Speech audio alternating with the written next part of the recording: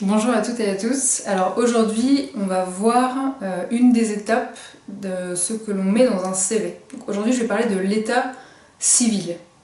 Donc en général, on le met en haut à gauche, mais vous n'êtes pas obligé.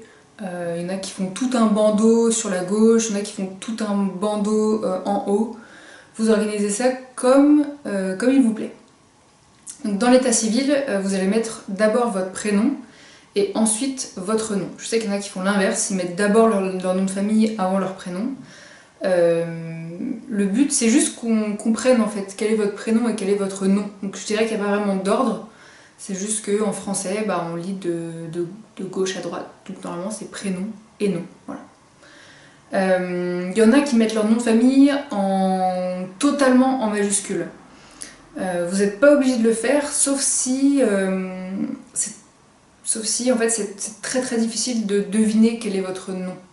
Si par exemple vous vous appelez Julie Claire, on ne sait pas si Claire c'est votre prénom ou Julie c'est votre prénom. Donc là il y en a un des deux, il faut mettre vraiment totalement en majuscule. C'est clair que là il faut que ce soit plus visible quoi. Si vous avez plusieurs prénoms et plusieurs noms de famille, en fait quand on va lire votre CV, on va se dire mais c'est quoi son prénom, ou c'est quoi ses prénoms, c'est quoi ses noms. Donc effectivement à ce moment-là, pourquoi pas mettre vos noms, noms de famille en majuscule. Bon. L'important c'est vraiment juste que ce soit lisible et clair. Voilà. Donc après le prénom et le nom, vous mettez votre adresse postale. Si vous logez pas chez vous et que vous logez chez quelqu'un, vous pouvez mettre chez Madame Machin, au 15 avenue, nanana, etc. Et vous mettez le code postal et la ville.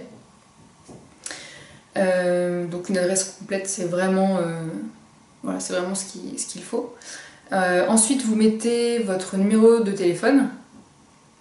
Et si vous êtes à l'étranger, si vous vivez à l'étranger ou que vous travaillez à l'étranger, n'hésitez pas à mettre l'indicatif, par exemple, plus 33, et après votre numéro de téléphone.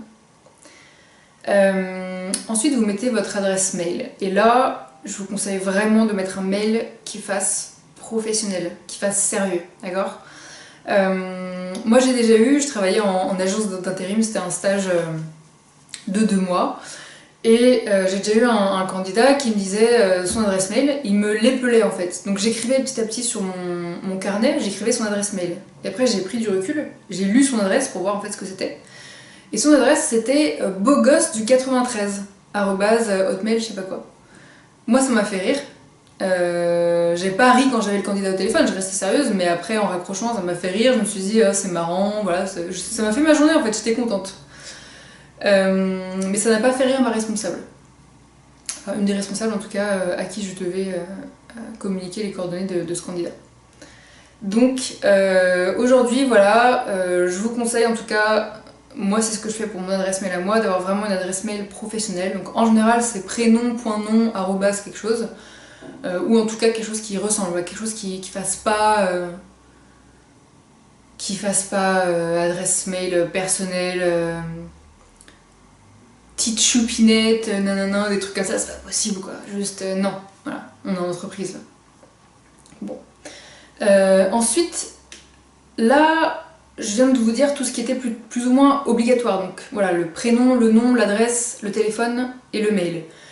Et après, dans l'état civil, vous pouvez mettre d'autres choses, mais vous n'êtes pas obligé.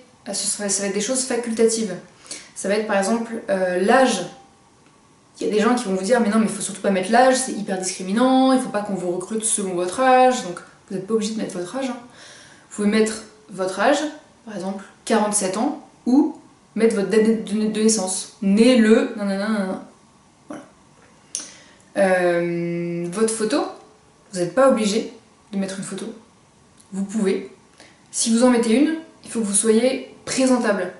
C'est-à-dire habillé dans une tenue comme si vous alliez au travail, donc une tenue sérieuse, avec un fond derrière vous, là, derrière, il faut que ce soit blanc, il faut que ce soit un fond blanc pour vraiment que vous puissiez ressortir et qu'on puisse vous voir nettement.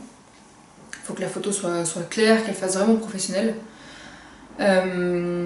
Après, vous pouvez mettre que vous avez votre permis, par exemple permis B, et si en plus vous avez une voiture, ça c'est intéressant de le mettre. Permis B et véhiculé, c'est intéressant. Si vous avez une reconnaissance de travailleur handicapé, vous pouvez le mettre. donc RQTH. Vous n'êtes pas obligé, mais vous pouvez. Voilà.